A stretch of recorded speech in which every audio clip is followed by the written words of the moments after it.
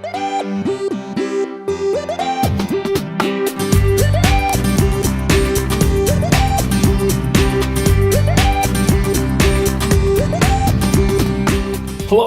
and welcome to KennyRoy.com. I'm Kenny Roy. This is the Ask Video Mail of the week of May 25th, 2015. Welcome to Site T new members, and welcome back to the old members. Yes, welcome back. The Ask Video Mail is your chance to get your question in character animation or performance, answering in a video just like this one.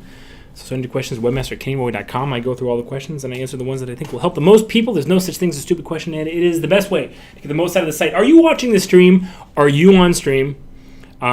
You ought to be. Please, you ought to be. Let me show you something. We are going here.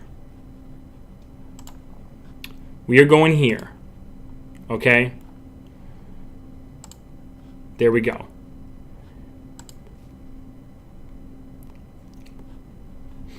What am I trying to show you? I'm trying to show you something. There we go. There we go. Man, that does not look good. All right, but I'm going to go with it. We are at twitch.tv/Arconics. We are streaming pretty much every single day for hours and hours. And when I say we, who is we? I've opened up my studio for game developers in the Valley, the San Fernando Valley, to come into Arconics, and we are streaming our game development. If you don't know anything about it, just go there and check it out. Twitch.tv/Arconics. All right, hit the follow button. Don't turn off your camera. We're back. Hit the follow button. All right, and you will get an email notification every single time we go live. And I am animating on stream. It's completely free. You can come in. You can ask me questions. If I'm not busy, you can ask me to critique some stuff. It's, as far as I know, the only place where a professional animator is accessible all day. And we're doing some pretty dope stuff with our games as well. We're working really hard on our games, okay? And there's 5 of us so far, and I might add a few more in the coming weeks, but check it out, twitch.tv/Arconics. Thanks for checking it out. Thank you. Thank you. All right, let's get to the question.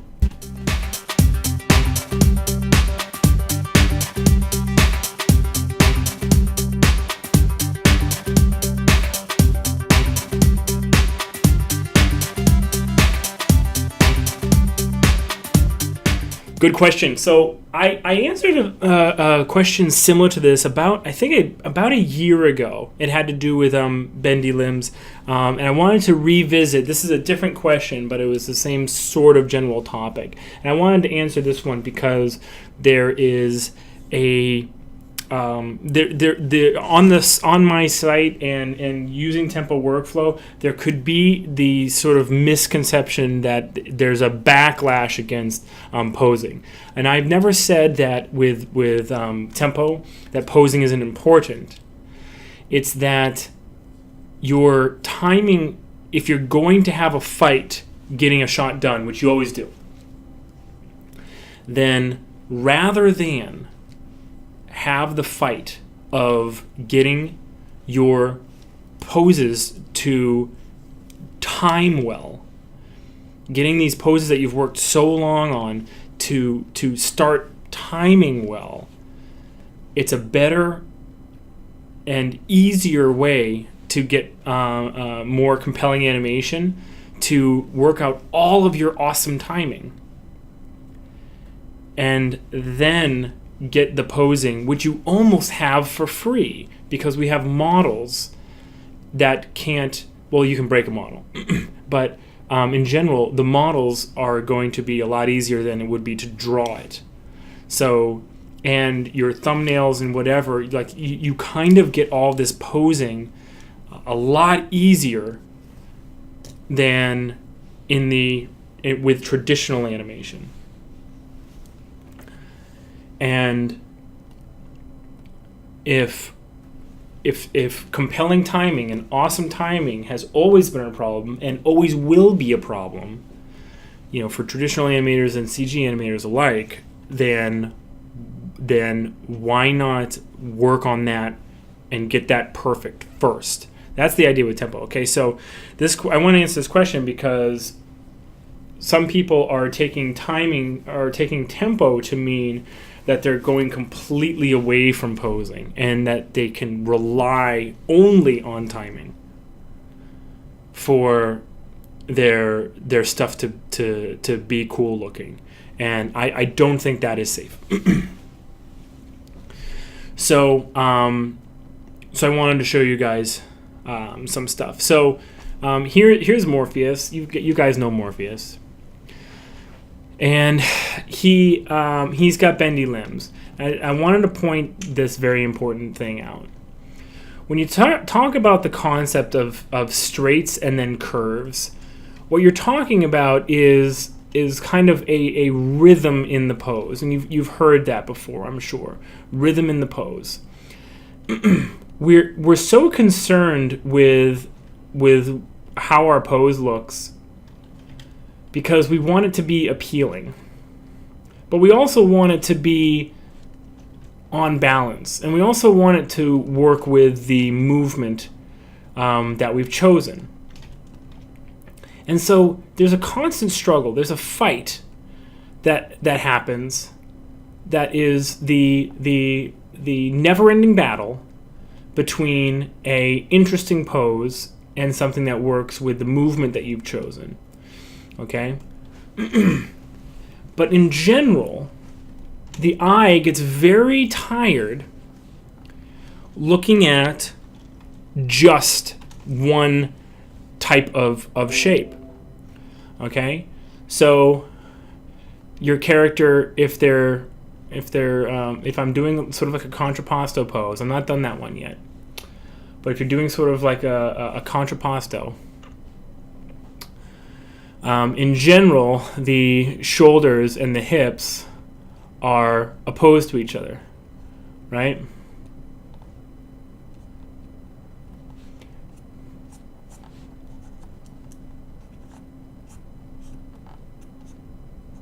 Okay, and the way that you're assembling your pose, especially, I mean, I'm assuming everything that I'm about to say assumes that you're posing to camera, okay? But when you're putting your pose together, what you're thinking about is the flash, the image, because take a look at this right now, okay? That's what's going to happen. That's the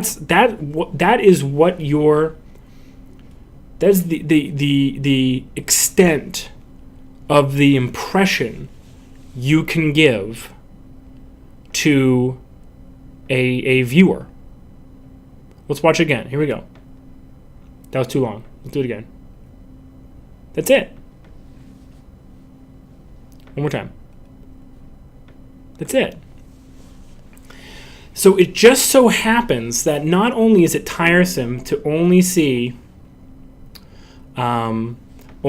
the same kind of shapes. This is all very boring to look at because it's all so smooth and whatever. And so is this.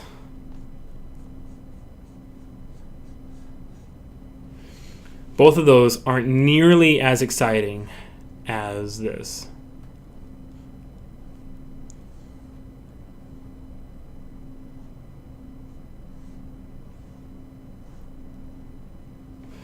It's just a more exciting, oh, you can't see. It's just a more exciting shape. All right, that's move, that's scale, oh, here we go. It's just more exciting. The turns and the contrasts of the straights and the curves, all right? Why is it though? And why is it more important? Why is it better to use that? All right, and it's not just for fatigue. Remember this. Okay, let's do it again. That's all the time you have. That's it. Okay, not even that probably. So why is it important to use rhythm in your pose,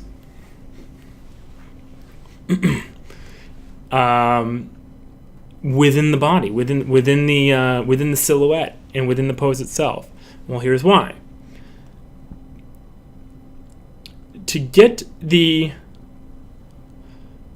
when we look at this, when we look at a flash image of this squiggly one, we don't actually have enough time to basically take the entire thing in and get a feel of the energy, or as Mike Mattiese puts it, the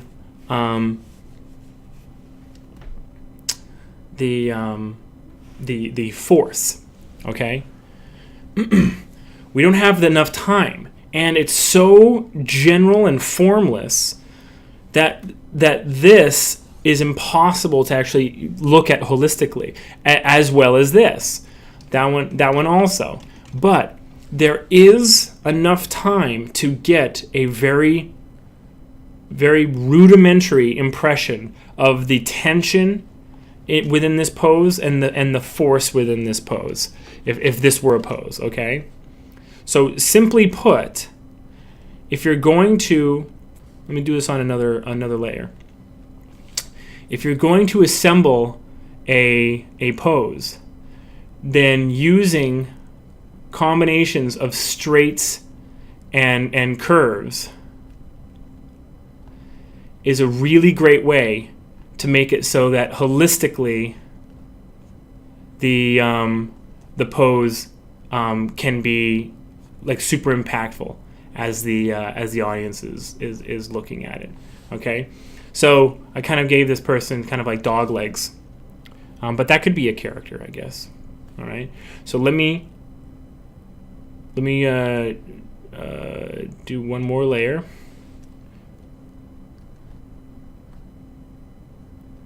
I'm going to do just straights here, actually. Hold on. I never seem to be able to get the controls of mischief. Okay. Now, in terms of just how much information you're able to get out of this pose as it flashes, which one do you get a stronger impression of the movement of the pose, of the tension within the frame, of the force? All right, which one? This one? I'll do it again. Or this one? This one? Or this one?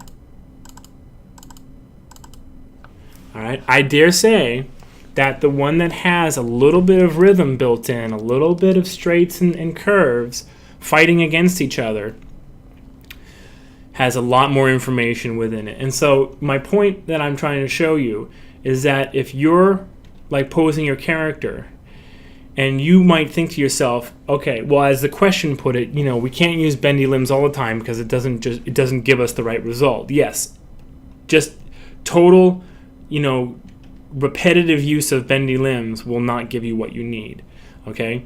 But if you can look at this and say, okay, well, I need something in here that's going to be a little bit more tense. What can I do? Then it might be shape the center here just a little bit more, all right? It might mean that you need to figure out how this curved part is going to work with this negative space right here. If you can't get it working that way, well, then make this the curve, right?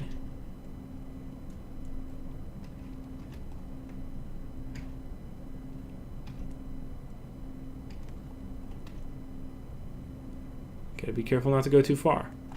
All right, something like that. I'm just assuming that I'm going to be able to somehow get the hand where I need it to be. Where's my shoulder rotator? There we go. All right, just a slight amount. You see how slight that is? The shoulder's probably a little high. That doesn't rotate. very odd controls, these. This is only a twist fixer. Okay, so it's probably a little too much with that. All right, and then let's make this arm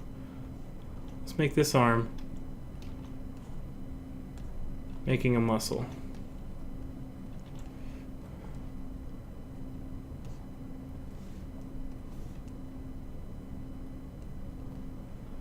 All right, and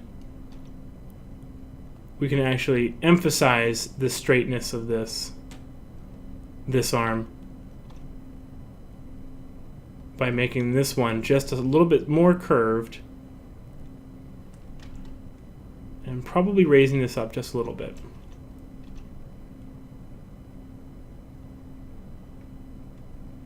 In fact, the higher I raise it, the more I like it. Why? Because I'm getting this straight, and then it goes into this really nice kind of like corner right here. It feels really super tense, and I'm going to emphasize that by tilting his body just a little bit more.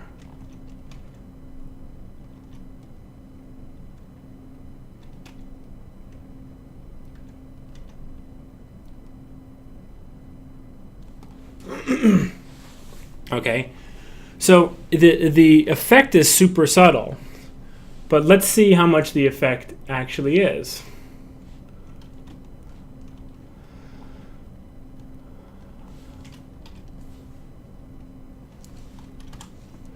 Here we go. Okay, so on these two frames, here's with the bendy put in, here's without. Now, what looks like more information? If this had to flash by, would this be stronger or would this be stronger? In fact, we can do a little bit of an experiment. Check this out.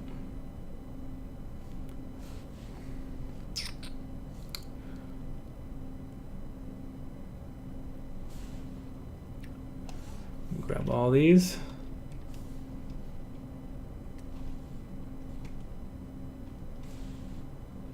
And enable step preview. Delete these. Okay, step preview. All right, and then also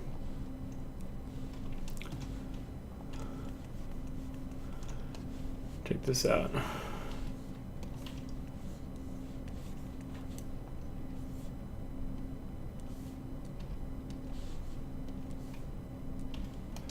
All right, here we go. Which one is actually giving you more information? I'm gonna change the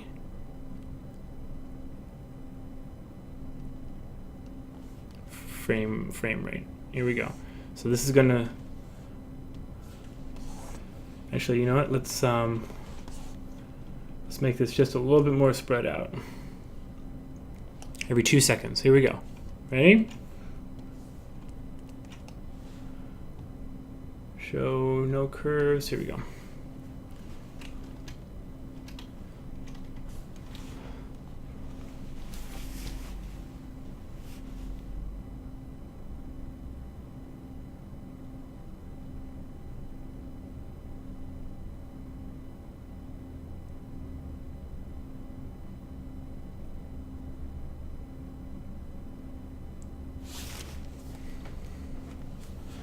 I don't know. How do you feel about that? Oh, was that working? Oh, it didn't look like it was working. I thought there was something wrong. Hold on a second.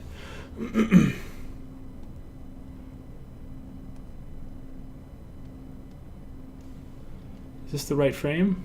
Oh. See, you know what? I thought something was wrong.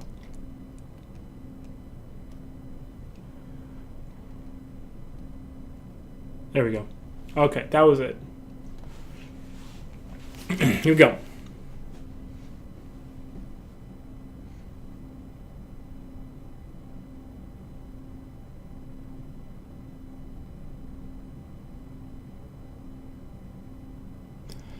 If you ask me, I know the difference is subtle, but what the heck are we talking about in animation if we're not talking about subtlety?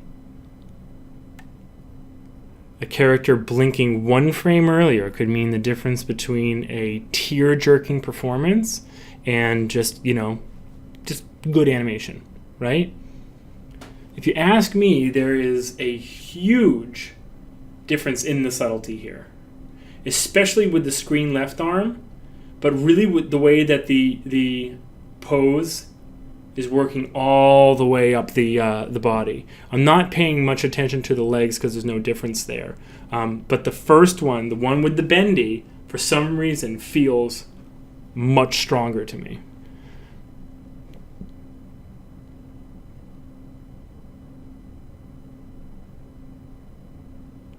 All right, and I know the difference is subtle,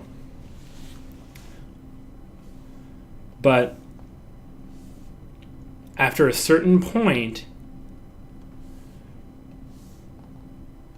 you have to start asking yourself, am I doing everything that I can to get my point across? Okay.